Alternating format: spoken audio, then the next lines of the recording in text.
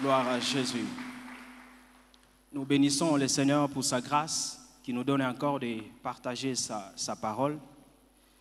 Et nous sommes au-devant de vous. Pour les visiteurs, je m'appelle Didi Kabouyaya. Je suis enfant de la maison. Nous sommes en train de commencer un séminaire qui a comme programme intitulé « Le fleuve d'eau vive ». Est-ce que tu peux m'aider à dire à la personne qui est à côté de toi « Le fleuve d'eau vive ». Et par la grâce de Dieu, nous aurons à traiter un thème qui est intitulé « Le Saint-Esprit, ce que l'eau vive produit en vous ». Le Saint-Esprit, des points, ce que l'eau vive produit en vous. Nous commençons aujourd'hui le dimanche. Nous allons poursuivre le vendredi, le samedi, et on va clôturer le dimanche avec un grand concert évangélique pour la gloire de Dieu. Amen. Ce séminaire a principalement 4 objectifs. Le premier objectif de ce séminaire, c'est que Dieu, par son esprit, veut amener le peuple de Dieu à comprendre c'est quoi l'eau vive. C'est quoi l'eau vive? Comprendre que signifie l'eau vive. Le deuxième objectif par rapport à ce séminaire, amener le peuple de Dieu à saisir et à s'approprier la gratuité de l'eau vive. Saisir et s'approprier la gratuité de l'eau vive. Le troisième objectif, c'est amener l'Église à désirer constamment l'eau vive. Et enfin, le quatrième objectif, c'est amener l'Église à porter les fruits par le Saint-Esprit. Porter les fruits par le Saint-Esprit.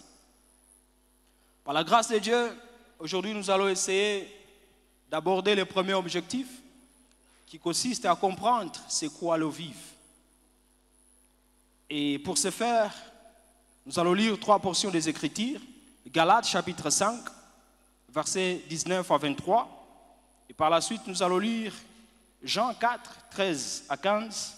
Et enfin, Jean 7, 37 à 39. Galates 5, 19 à 23. Jean 4, 13 à 15.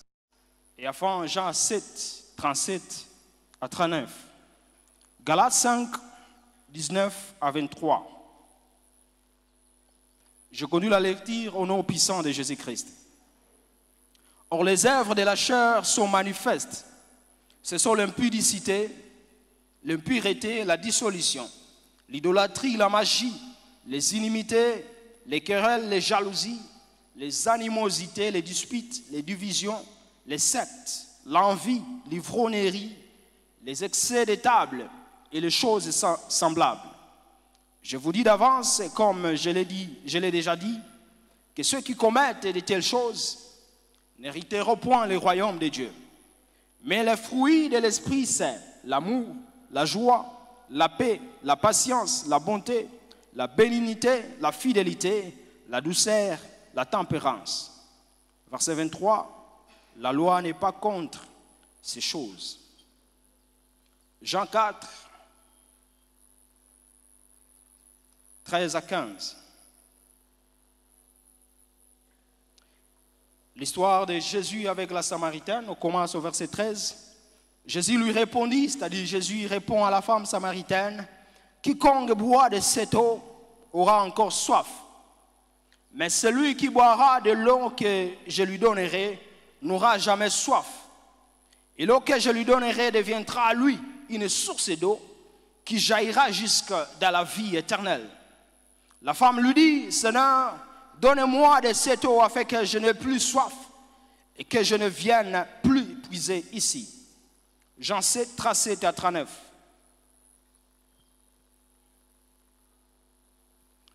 Le dernier jour, le grand jour de la fête, Jésus se tenant debout, s'écria, « Si quelqu'un a soif, qu'il vienne à moi et qu'il boive. Celui qui croit en moi, des fleuves d'eau vive couleront de son sang, comme dit l'Écriture. » Verset 39, il dit cela de l'Esprit qui devrait recevoir ceux qui croiraient en lui, car l'Esprit n'était pas encore parce que Jésus n'avait pas encore été glorifié. Acclamons la parole de Dieu. Comme je disais aujourd'hui, on va essayer un peu de comprendre c'est quoi l'eau vive et les autres objectifs poursuivront avec les jours suivants. Mon intervention à ce jour, en cherchant à comprendre c'est quoi l'eau vive, j'aimerais tout simplement aborder d'un point. Le premier point, bien sûr, on va chercher à comprendre c'est quoi l'eau vive exactement. Mais le deuxième et le dernier point, on va parler de l'œuvre du Saint-Esprit dans la vie de Christ. Et par la suite, nous allons prier le Seigneur. Le passage que nous venons de lire, de Jean 7, a commencé au verset 37. À lisant ces versets, on peut comprendre que Jésus était venu à la fête. Mais on ne comprend pas si c'est quelle fête, a commencé au verset 37. Si tu commences à lire ce chapitre 7 du livre de Jean, à commencer au début, tu vas comprendre que Jésus, à vrai dire, il se trouvait à Galilée, chez lui à Nazareth. Il y avait déjà une fête qui est la fête des tabernacles. Et c'était la culture juive d'aller chaque fois célébrer cette fête, communément appelée la fête des tabernacles. Et Jésus était en train de discuter avec ses frères. Et ses frères étaient en train de lui dire, Jésus, est-ce que tu ne peux pas aller à Jérusalem, c'est-à-dire à Judée, afin que les hommes puissent voir les œuvres que tu fais et qu'ils puissent encore te glorifier. Mais Jésus leur disait, vous allez-vous-en, moi mon temps n'est pas encore arrivé. En lisant ce chapitre, on peut arriver à comprendre que les frères de Jésus se précipitèrent pour aller à Judée, c'est-à-dire à Jérusalem, pour célébrer la fête des tabernacles en tant que peuple de Dieu. Et en lisant le verset 37, on peut comprendre que dans les Écritures, que Jésus s'était rendu à la fête, mais de manière discrète. Jésus arrive à la fête, mais c'était de manière discrète. Les gens ne savaient pas. Parce qu'à ce temps-là, on cherchait à le faire mourir. Il venait discrètement. Et cette fête ici, à quoi consistait exactement la fête des tabernacles? Le fondement de cette fête se trouve précisément dans Lévitique chapitre 23, au verset 33. La fête des tabernacles, avec quel sens? Cette fête ici, on l'appelait encore la fête des moisseaux, ou soit la fête de fin des récoltes. C'est-à-dire le peuple de Dieu a cultivé pendant une saison et le peuple a récolté. Alors il fallait se rendre au temple pour dire merci à Dieu. Parce qu'on a cultivé et notre semence a donné, on a eu de vivre. Il fallait aller au temple et dire merci à Dieu. On l'appelait ça fête des tabernacles, fête des moisseaux, ou soit fête des récoltes. Et là les gens chantaient, les gens buvaient. C'était vraiment de la fête.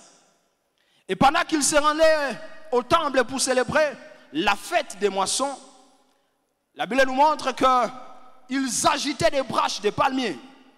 Et ça, c'était comme un signe de joie et d'adoration pendant la fête au temple à Jérusalem.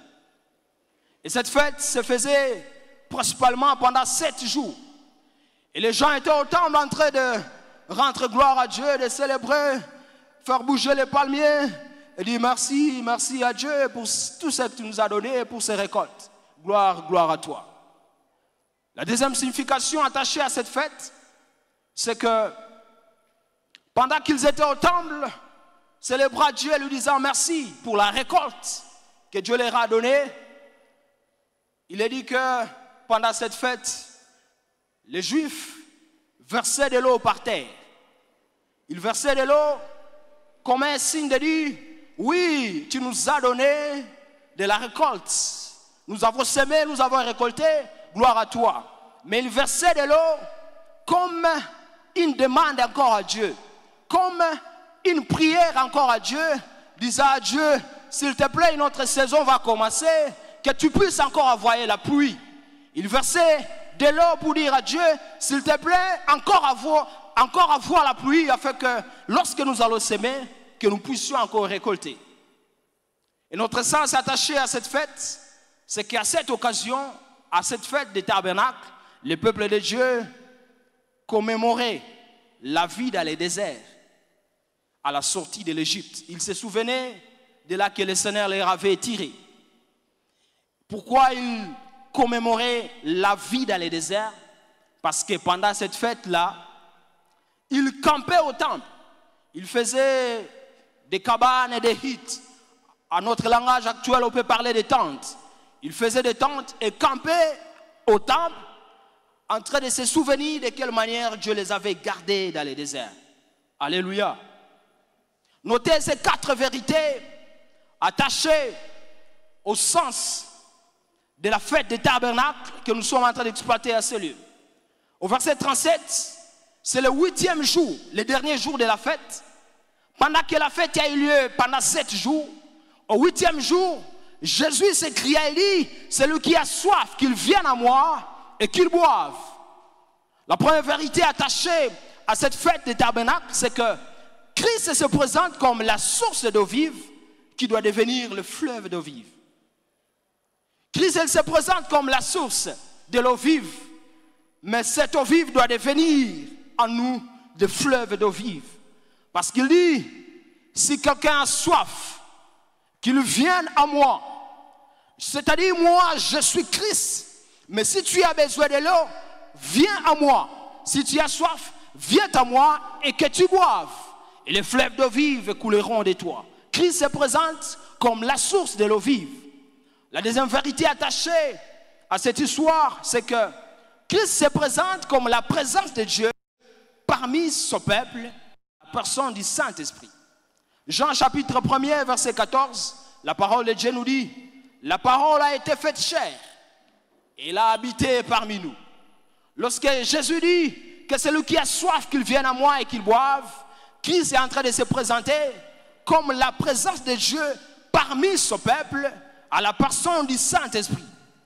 La troisième vérité attachée à cette fête, c'est que Christ confirme qu'il n'y a pas de saison favorable à la reproduction en dehors de l'eau vive. Il n'y a pas de saison favorable à la reproduction en dehors de l'eau vive. Il faut que le ciel libère la pluie pour que les enfants d'Israël puissent s'aimer et récolter encore. Mais Christ est en train de préciser quelque chose ici, c'est que vous, dans l'ancienne alliance, dans votre temps, vous étiez en train de verser de l'eau, mais demandant de la pluie. Mais voilà, je me présente auprès de vous, je suis la source de cette eau vive. Je suis la source de cette eau vive.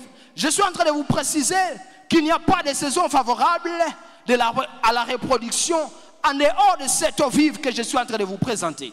Il faut que le ciel libère la pluie. Mais quelle est cette pluie? Cette pluie-là, c'est l'eau vive. Et voilà, c'est ça même l'eau qu'il vous faut pour une saison favorable. Parce que dans les temps, vous priez que je puisse avoir la pluie afin que vous puissiez récolter lorsque vous allez s'aimer. Mais imaginez-vous, je parle de vous. Vous êtes comme une plante. Pour que vous puissiez produire, vous avez besoin de l'eau vive. Et voilà, je me tiens, je dis que celui qui a soif, qu'il vienne à moi et qu'il boive. Les fleuves d'eau vive couleront de son sein. Et la suite de ce passage nous dit, il dit cela de l'esprit que devrait recevoir ceux qui croiraient à lui. La quatrième vérité, c'est que Christ est lui-même l'eau vive, mais révélée de deux façons. Christ est lui-même cette eau vive, mais révélée de deux façons. La première façon dont Christ se révèle comme cette eau vive, c'est qu'il se révèle d'abord au monde comme Yeshua, le Dieu sauveur. C'est pourquoi il dit à la femme samaritaine, si tu bois de cette eau, tu auras encore soif. Mais si tu bois de l'eau que je te donne, tu n'auras plus jamais soif. Et l'eau que je te donne deviendra une source d'eau vive où jaillira jusqu'à la vie éternelle. Christ se présente comme lui-même l'eau vive, mais au monde comme Yeshua, Amashia. Yeshua, le Dieu sauveur, Amashia, le Christ, le roi de Dieu. J'aimerais dire à quelqu'un, si tu es encore loin de Christ, aujourd'hui, Dieu, à Christ, se présente comme l'eau vive à toi. Afin que si tu crois à Jésus-Christ, tu ne puisses jamais périr, mais que tu puisses avoir la vie éternelle. Alléluia. Deuxièmement, Christ se présente comme l'eau vive à l'Église. Église, est-ce que nous sommes là? Christ se présente à l'Église comme l'eau vive, mais dans la personne du Saint-Esprit. Il se présente à l'Église comme l'eau vive, mais à la personne du Saint-Esprit. La puissance de Dieu. L'Église, nous avons besoin de la puissance de Dieu. Et cette puissance se trouve à la personne du Saint-Esprit. L'Église, nous devons avoir soif de l'eau vive. Et cette eau vive ici, c'est la personne du Saint-Esprit pour la puissance. En effet, l'eau vive, s'il faut le dire en un mot, c'est le Saint-Esprit. Parce que la Bible nous dit, il dit cela de l'Esprit que devraient recevoir ceux qui croiraient. L'eau vive, c'est la personne du Saint-Esprit. Alors, qui est le Saint-Esprit dont nous parlons ici? Parce que l'Église ne comprend pas bien ce qu'est le Saint-Esprit. On va tout noter 6 choses que le Saint-Esprit n'est pas. Premièrement, le Saint-Esprit n'est pas une colombe, mais il peut descendre comme une colombe. En lisant la Bible dans Matthieu chapitre 3, verset 16 au verset 17, la Bible nous dit aujourd'hui, lorsque Jean-Baptiste baptisait Jésus, le Saint-Esprit descendu sur les épaules de Christ comme une colombe, et une voix se fit attendre et disait, celui-ci est mon fils bien-aimé à qui je plaçais toute mon affection. Il n'est pas une colombe, mais il peut descendre sous forme d'une colombe. Deuxièmement, le Saint-Esprit n'est pas une puissance, mais il peut manifester la puissance de Dieu. Acte 1, 8. Vous recevrez une puissance, le Saint-Esprit venant sur vous. Il n'est pas une puissance, mais quand il vient sur vous, il vous donne la puissance. Troisièmement, le Saint-Esprit n'est pas un vent, mais il peut souffler comme un vent. N'est-ce pas, dans Actes chapitre 2, le verset 2 à 4, le jour de la Pentecôte, tout à coup il vient du ciel comme un vent impétueux. Ce jour-là, il a soufflé comme un vent, mais il n'est pas le vent. Quatrièmement, le Saint-Esprit n'est pas une flamme de feu, mais peut se manifester comme des langues de feu. Cela s'est aussi manifesté le jour de la Pentecôte, dans Actes chapitre 2, le verset 2 à 4. Cinquièmement, le Saint-Esprit n'est pas de l'eau, mais peut couler comme de l'eau vive. Jean 7, 37. Jésus-Christ dit, celui qui a soif, qu'il vienne à moi et qu'il boive, et les fleuves d'eau vive couleront de son sein. Il dit cela de l'Esprit, que devrait recevoir ce qui croirait à lui. Il dit cela de l'Esprit. C'est-à-dire quand il parle de l'eau, il dit cela de l'Esprit que devrait recevoir ce qui croirait à lui. Il n'est pas de l'eau, mais le Saint-Esprit sur la terre peut couler comme de l'eau vive. Et enfin, sixièmement, le Saint-Esprit n'est pas un sentiment émotionnel, mais il peut te faire sentir sa présence. Ce n'est pas parce que tu n'as pas ce sentiment-là qu'il n'est pas là. Imaginez-vous, vous traversez des moments difficiles. Croyez-vous que vous allez vraiment sentir sa présence dans votre âme? La réponse est non. Vous devez arriver à un niveau où vous ne devez pas chercher à sentir la présence de Dieu, mais vous devez chercher à connaître la présence de Dieu. Je sais la présence de Dieu. Je connais la présence de Dieu. Tout ce que je sais, c'est qu'il est là. Et il est avec moi, peu importe ce que je traverse. Mais bien sûr, il n'est pas ce sentiment émotionnel, mais ça peut arriver que dans ton âme, il te fait sentir sa présence. Alléluia. Alléluia. Est-ce que quelqu'un est en train de comprendre ce qu'est le Saint-Esprit? Bref, le Saint-Esprit n'est pas une chose, mais le Saint-Esprit est une personne, 100% Dieu. Alléluia. Le Saint-Esprit, il est 100% Dieu. Il est omnipotent, c'est-à-dire il est tout puissant. Il est omniprésent, c'est-à-dire il est partout. Il est omniscient, c'est-à-dire il connaît tout. Le Saint-Esprit est tout puissant. Le Saint-Esprit est partout. Le Saint-Esprit connaît tout. Le Saint-Esprit, il est 100% Dieu. Lisons la parole à Jean chapitre 14, le verset 7 à 17. Écoutez cette conversation entre Jésus-Christ et le disciple Philippe. Jean 14, 7 à 17. Et puis on va écouter le verset 18 et 19. Jean 14, 7 à 12.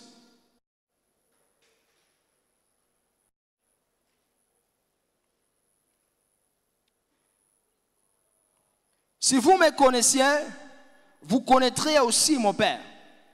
Et dès maintenant, vous le connaissez et vous l'avez vu. Verset 8, Philippe lui dit, Seigneur, montre-nous les Pères et cela nous suffit. Jésus, c'est-à-dire le Fils de Dieu, lui dit, il y a si longtemps que je suis avec vous et tu ne m'as pas connu.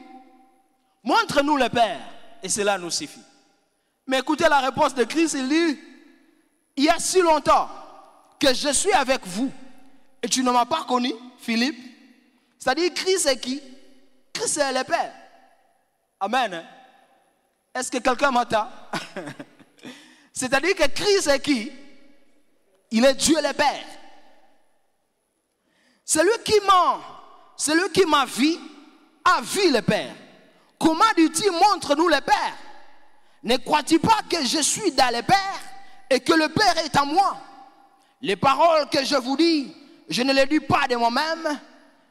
Et le Père qui demeure en moi, c'est lui qui fait les œuvres. Verset 11, croyez-moi, je suis dans le Père et le Père est en moi. Croyez du moins à cause de ses œuvres. En vérité, je vous l'ai dit, celui qui croit en moi fera aussi les œuvres que j'ai faites et la fera de plus grandes parce que je m'en vais au Père. Alléluia. Mais quand Christ parle des œuvres, vous ne comprenez pas quelque chose là-bas. C'est qu'en réalité, c'est celui qui croit en moi fera les œuvres que je fais. Parce que moi, je m'en vais au Père. Mais Christ, comment on fera ces œuvres-là? Comment? Alors que tu seras déjà parti. Versets 18 à 19, toujours dans le chapitre 14. La parole de Dieu nous dit, je ne vous laisserai pas orphelins. Je viendrai à vous. Qui parle? Christ. Il dit, moi je ne vous laisserai pas orphelins. Et puis il dit, je viendrai à vous. Mais comment? Tu ne nous laisseras pas orphelins et puis encore tu viendras à nous. Mais tu es en train de nous challenger. Je ne vous laisserai pas orphelins, je viendrai à vous. Le verset 19, écoutez ce qu'il dit encore. Encore un peu de temps et le monde ne me verra plus. Là c'est Christ. Encore un peu de temps et le monde ne me verra plus parce qu'il sera enlevé. Mais vous me verrez car je vis et vous vivrez aussi. Mais comment nous, Église, nous verrons Christ? C'est par la personne du Saint-Esprit. J'aimerais dire à quelqu'un que Dieu est sur la terre, Christ est sur la terre, mais par la personne du Saint-Esprit. Est-ce qu'on peut proclamer la personne du Saint-Esprit? Le problème avec nous, Église, c'est qu'on ne veut pas connaître la personne du Saint-Esprit. J'aimerais dire à quelqu'un que le Saint-Esprit est la personne la plus importante de Dieu qu'il a donnée à l'Église. Mais malheureusement, c'est la personne la moins connue et la plus rejetée. Église, nous rejetons le Saint-Esprit. Église, nous ne connaissons pas le Saint-Esprit. J'ai entendu même quelqu'un dire que vous nous embrouillez avec ce truc-là du Saint-Esprit. Mais il est Dieu sur la terre. Si vous rejetez le Saint-Esprit, vous rejetez la connaissance. Parce qu'il a dit, celui qui vous enseignera toutes choses. Vous allez demeurer dans l'ignorance si vous rejetez la personne du Saint-Esprit. Parce que celui qui est l'enseignant par l'excellence, c'est lui qui donne la connaissance. C'est lui qui nous révèle Dieu. Tu ne peux pas connaître Dieu en dehors de la personne du Saint-Esprit. Il est écrit dans Romains, il est celui qui creuse les profondeurs de Dieu. Il connaît les profondeurs de Dieu. Mais Église, comment allons-nous accéder aux profondeurs de Dieu si nous rejetons la personne du Saint-Esprit? Si tu rejettes le Saint-Esprit, tu vas demeurer ignorant parce que tu rejettes la connaissance. Église, si nous rejetons le Saint-Esprit, nous rejetons la direction. Il a été dit qu'il vous conduira dans toute la vérité. Ne t'étonne pas que tu as pris des décisions, mais plus tard tu te dis si je savais. Mais le Saint-Esprit savait déjà. Si tu l'avais consulté, il t'allait dire quoi faire, comment choisir et quoi faire exactement, comment faire. Où te rendre et où ne pas te rendre. Il conduit dans toute la vérité. Et la foi de Dieu doit arrêter de dire si je savais. Parce que nous avons le Saint-Esprit qui nous conduit dans toute la vérité du Père. Amen. Le Saint-Esprit, elle le rejeta. Nous rejetons la puissance. Si tu rejettes le Saint-Esprit, tu rejettes la puissance. Église, nous ne verrons jamais les miracles si nous rejetons le Saint-Esprit. Église, les malades ne seront pas guéris si nous rejetons le Saint-Esprit. Église, les femmes stériles ne vont pas concevoir si nous rejetons le Saint-Esprit. En rejetant le Saint-Esprit, nous rejetons les miracles de Dieu. Église, est-ce qu'on peut recevoir le Saint-Esprit? Vous ne pouvez jamais expérimenter Dieu sur la terre en dehors du Saint-Esprit. Et là, je pèse mes mots. Et je le dis avec confirmation, avec assurance. Et puis, j'ai dit jamais. Vous ne pouvez, je dis jamais. Je ne dis pas, vous ne pouvez pas. Je dis, vous ne pouvez jamais expérimenter Dieu sur la terre en dehors de la personne du Saint-Esprit. Même quand vous dites au nom de Jésus, au nom de Jésus. Est-ce que vous savez que Dieu le Père, il est comme au ciel quelqu'un qui donne des ordres. Dans le domaine du salut de l'homme, pour sauver l'humanité, Dieu le Père, il est comme celui qui envoie le Fils, qui donne ordre au Fils d'aller sur la terre pour sauver l'humanité. Mais quand Christ vient sur la terre, il ne vient pas seul, il n'agit pas seul. Alors qui es-tu, toi, pour agir seul en dehors de la personne du Saint-Esprit? Et Christ lui-même, il a dit, il vous est avantagé que je m'en aille. Si je ne m'en vais pas, le consolateur ne viendra pas. Parce que de toutes les façons, moi j'ai fini. Si je reste avec vous, je ne vous serai pas très utile. Il faut que lui vienne. Il faut qu'il... Bien-aimé, quand vous marchez avec Dieu, il faut marcher avec la révélation. Le Dieu sur la terre, il s'appelle le Saint-Esprit. Alléluia. Le Saint-Esprit. Le Saint-Esprit, c'est Dieu sur la terre. Je le disais parce que Dieu est au fait au ciel. Et il reçoit des louanges. La Bible nous dit que le ciel est son trône et la terre son marchepied. Christ a fini sa mission. N'est-ce pas que Christ est monté au ciel? On l'a confessé ici dans notre foi. Il est monté au ciel. Il est monté au ciel. Pourquoi? Parce qu'il a fini sa mission. Mais celui qui a fini sa mission a envoyé une autre personne de la même nature que lui. Et il s'appelle le Saint-Esprit. Je ne vous laisserai pas orphelins, je viendrai à vous. Le Saint-Esprit est la personne la plus puissante sur toutes les dominations et autorités du monde des ténèbres. Le Saint-Esprit est la personne la plus intelligente de la terre. Si les gens vous disent que vous n'êtes pas intelligent, je vous propose le Saint-Esprit. Il est plus intelligent que tout ce que vous pouvez appeler intelligence artificielle. C'est la personne la plus intelligente, Holy Ghost. La personne la plus intelligente sur la terre. Il s'appelle le Saint-Esprit. Le Saint-Esprit est la personne la plus fidèle sur la terre. Et les hommes sont au-dessus, les filles sont au-dessus. Je vous propose la personne la plus fidèle, le Saint-Esprit. Vous ne serez jamais déçus.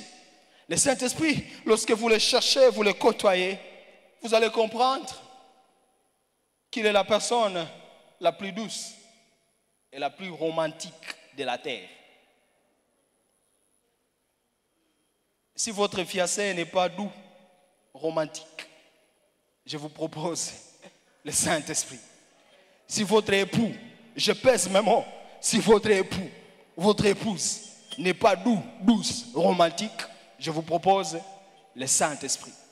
C'est la personne la plus douce et la plus romantique.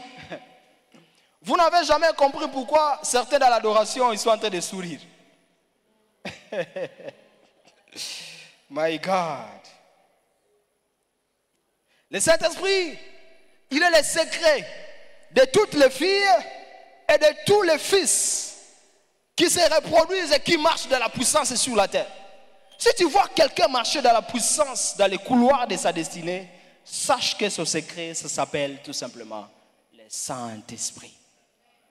Église, je parle du Saint-Esprit.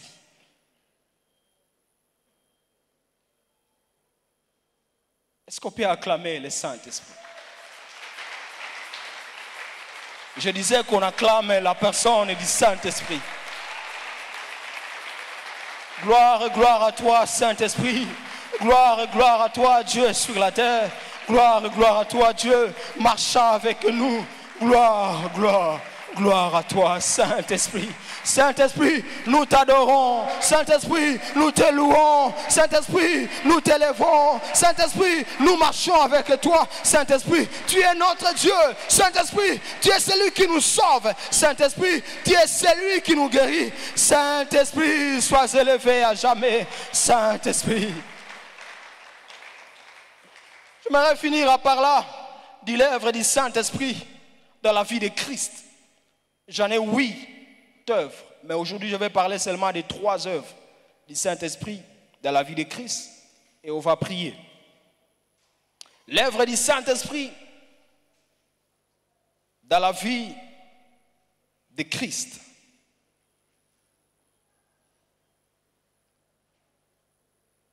L'œuvre du Saint-Esprit dans la vie de Jésus-Christ.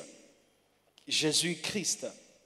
L'œuvre du Saint-Esprit dans la vie du Messie, Yeshua Hamashiach. Quelle est l'œuvre du Saint-Esprit dans la vie de Jésus-Christ? J'aimerais parler de 3 œuvres. La première œuvre que j'aimerais vous partager, l'œuvre du Saint-Esprit dans la vie de Christ, c'est que le Saint-Esprit, il est celui qui avait fait la conception de Jésus-Christ dans le ventre de la Vierge Marie. C'est Jésus. Jésus venant dans le ventre de Marie, c'est le Saint-Esprit qui fit la conception de Jésus-Christ, notre Sauveur, notre Seigneur, dans le ventre de la Vierge Marie. La Bible nous dit dans Luc chapitre 1er, versets 34 à 35, on n'invente rien. Pendant que Marie se disait, comment cela se fera-t-il? Je ne connais point d'homme. Et écoutez la réponse de l'ange Gabriel à la Vierge Marie, lui, le Saint-Esprit viendra sur toi.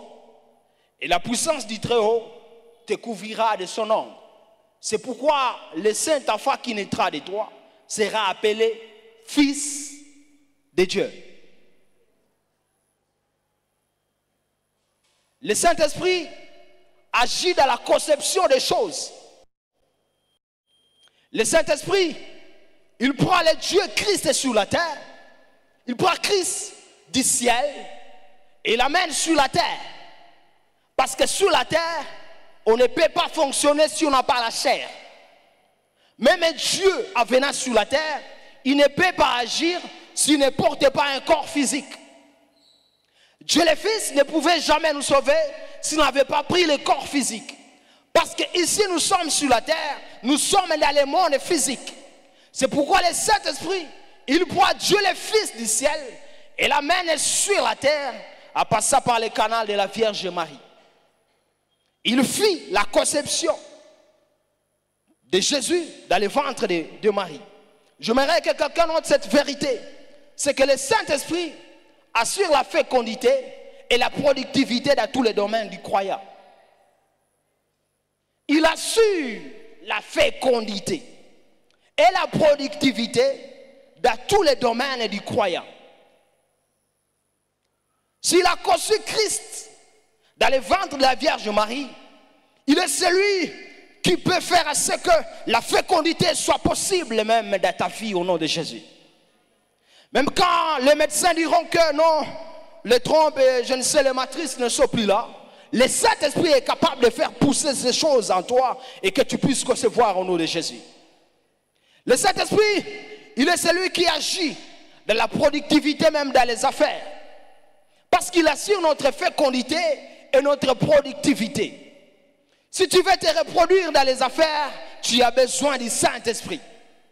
Ne faites pas des affaires, de business, sans le Saint-Esprit. Tu es enfant de Dieu et tu veux réussir dans tes affaires sur la terre, tu as besoin du Saint-Esprit.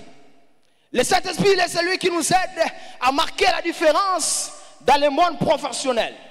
J'aimerais dire à quelqu'un que tout est possible uniquement par le Saint-Esprit, parce qu'il est la puissance de Dieu depuis la création. La deuxième œuvre du Saint-Esprit dans la vie de Christ, c'est que Jésus avait exercé son ministère par la puissance du Saint-Esprit. Il est écrit dans Actes chapitre 10, verset 38. Ne savez-vous pas comment Dieu a un Christ d'esprit et de force? Je paraphrase, c'est comme ça qu'il allait des lieux aller, fait ça de miracles, libéra les captifs. Tout ce que Jésus faisait sur la terre, c'était par la puissance du Saint-Esprit. Donc tous les ministères de Christ sur la terre étaient facilités par la puissance du Saint-Esprit. La troisième et la dernière œuvre que j'aimerais partager pour aujourd'hui, c'est que le Saint-Esprit, il est celui qui a assuré la résurrection de Christ. La résurrection de Jésus-Christ que nous chantons, que nous célébrons, était rendue possible par la personne du Saint-Esprit.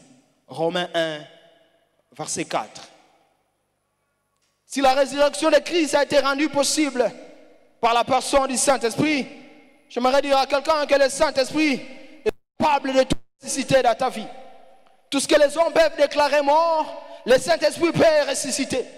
Tout ce que les hommes peuvent déclarer, c'est fini, il n'y a plus rien à faire. Pour le Saint-Esprit, tout est possible. S'il y a quelque chose dans ta vie où tu te dis, non, ça c'est déjà fini, c'est déjà mort, il n'y a plus d'espoir pour moi, j'aimerais te dire que c'est possible par la personne du Saint-Esprit, parce qu'il est celui qui ressuscite toutes choses, le Saint-Esprit. Le Saint-Esprit peut te rendre les années que t'ont volé les sauterelles. Quelqu'un peut se dire que moi j'ai perdu des années. Il y a des années qui sont passées, mais j'aimerais te dire que le Saint-Esprit peut te rendre ces années que t'ont volé les sauterelles. Tout est possible par le Saint-Esprit. Approche-toi du Saint-Esprit. Côtoie le Saint-Esprit et tu verras comment il est l'accélérateur. Il va te donner la vitesse à toutes choses. Il s'appelle la personne du Saint-Esprit. Il peut te donner en une année ce que les autres cherchaient pendant 10 ans. Il peut te donner en un jour, en une minute. Oh my God. Oh my God. Oh my God. Oh Saint-Esprit, gloire à toi. Gloire à toi. Gloire Saint-Esprit. Il peut tout faire. Il peut tout. Je garde espoir. Parce qu'il est là. Il est là. J'aimerais finir ce message en te donnant 3 éléments qui entrent en jeu pour se reproduire. Lorsque nous voulons nous reproduire, il y a 3 éléments qui entrent en jeu. Le premier élément, ça s'appelle la terre. Et le deuxième élément, ça s'appelle la semence. Le troisième et dernier élément, ça s'appelle l'eau ou la pluie. Et donc, pour qu'il puisse y avoir reproduction, pour que les plantes puissent donner, il faut qu'il y ait une bonne terre.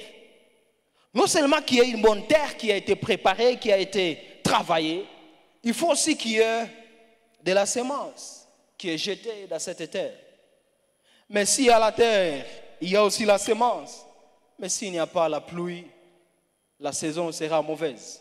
Ces 3 éléments entrent en jeu lorsqu'il s'agit de la reproduction. J'aimerais dire à quelqu'un en ce lieu que tu dois te reproduire par le Saint-Esprit. Et ces 3 éléments entrent en jeu dans ta vie. La terre ici représente votre cœur. Votre cœur. Quel est l'état de votre cœur? La terre représente votre cœur. Lorsque nous lisons la parole de Dieu dans Matthieu 13, en commençant au verset 18, la Bible nous parle de la parabole du semeur. Et là, on nous montre 4 catégories de cœurs. Le premier cœur, c'est le cœur qui est le long du chemin. C'est un cœur qui reçoit la parole de Dieu, mais ne la comprend pas. Un cœur qui reçoit la parole de Dieu, mais ne la comprend pas. Et l'ennemi vient parce que tu n'as pas compris, l'ennemi vient, il vole cette parole. C'est comme ça que beaucoup sont dans la religion, ils viennent dans l'église, mais en sortant de ce lieu, ils sont comme vides, parce qu'ils ne comprennent pas, et ils ne cherchent pas à comprendre. Le cœur sur le long du chemin. Une catégorie de cœurs, ce sont des cœurs qui sont pierreux. Un cœur met dans les pierres. C'est un cœur qui reçoit la parole, mais lorsque vient une tribulation, une épreuve ou une tentation, à cause de la parole, tu tombes directement. Tu ne veux pas tenir ferme. Tu n'as pas de racines en Christ. Une petite tentation, tu tombes. La troisième catégorie de cœurs, ce sont des cœurs qui ont des épines. Un cœur épineux. C'est un cœur qui reçoit la parole, mais à cause des soucis du siècle et la séduction des richesses, ce cœur-là n'est pas productif. Tu as les soucis de la vie. Et aujourd'hui, Dieu est en train de te rassurer que ne vous inquiétez de rien. Ne vous inquiétez de rien. Oui, ça ne sera pas facile, mais s'il vous plaît, ne vous inquiétez de rien. Ne vous inquiétez de rien. Loin de vous les soucis de ce monde. Comment allons-nous manger? Comment allons-nous nous vêtir? Comment va réussir ce business? Comment allons-nous vivre? Comment vais-je me marier? Comment? Tous ces soucis empêchent que la semence de Dieu puisse produire le cœur avec des épines. La quatrième catégorie de cœurs ou de terres, ce sont des cœurs bonnes terres. La Bible nous dit, c'est cette terre quand elle reçoit la parole, elle attend et elle comprend la parole de Dieu. Et cette semence porte des fruits.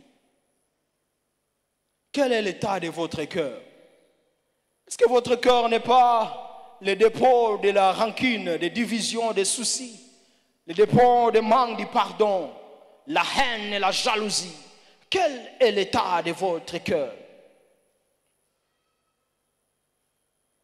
Le deuxième élément, c'est la semence. La semence ici représente la parole de Dieu qui est écrite sur les mêmes.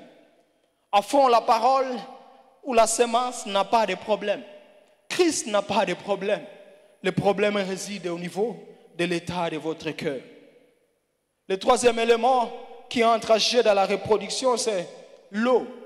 Et l'eau ici, ou la pluie, représente la personne du Saint-Esprit.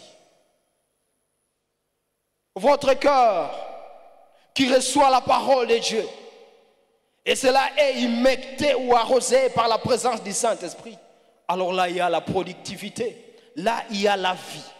Bien-aimé, tu dois vivre. Tu dois vivre. Tu dois cesser d'exister. Tu dois vivre la vie de Dieu. Il y a une vie au-delà de cette vie, pendant cette vie et après cette vie. Tu dois vivre, s'il te plaît. Travaille ton cœur et reçois la bonne semence. Arrose-la par la personne, la présence du Saint-Esprit. Il est possible de mourir sans que l'eau vive que tu as reçue, qui est Christ. Il est possible de mourir sans que cette eau-là ne devienne de fleuve d'eau vive.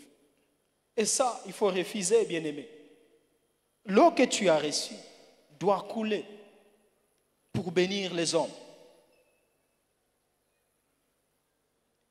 Et vous ne pouvez jamais expérimenter Dieu sur la terre en dehors de cette eau vive qui est la personne du Saint-Esprit.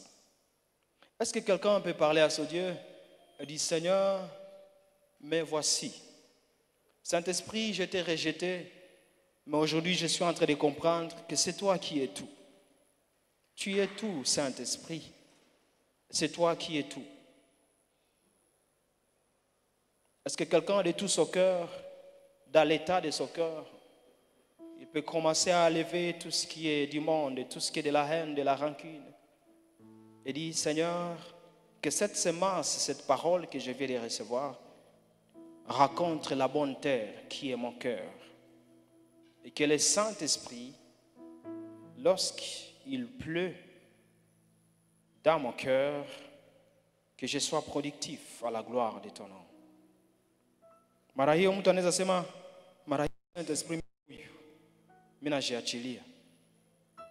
Maraba mie huyu. Cette fois-ci, je veux un nouveau départ avec toi. Je veux que tu sois mon ami. Je veux que tu marches avec moi. Et que je puisse voir Dieu palpable sur la terre. Apprends-moi à te prier, Saint-Esprit. Apprends-moi à t'adorer. Tu es la personne qu'il faut prier sur la terre. Tu es la personne qu'il faut adorer. Tu es la personne qu'il faut chérir. Saint-Esprit. Esprit de Dieu,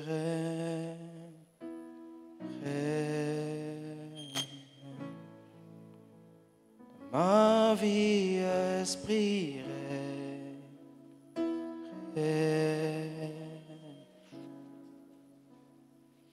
esprit de Dieu,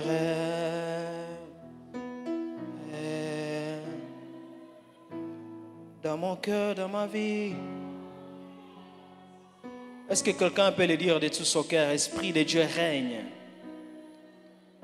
Esprit, esprit de Dieu règne. Dans ma vie. Règne. Est-ce que tu peux te tenir debout et parler à Dieu? Esprit de Dieu règne, Esprit de Dieu règne. Bien-aimé, il faut prier. Il faut parler à Dieu. Aujourd'hui, tu vas parler au Saint-Esprit. Ma vie, Esprit règne. Et tu es avec les yeux fermés parce qu'il s'agit de toi et le Saint-Esprit. Esprit de Dieu règne.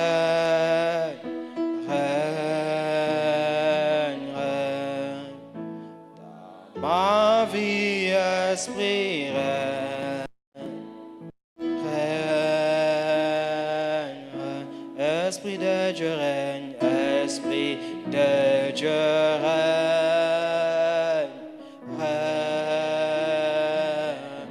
dans ma vie.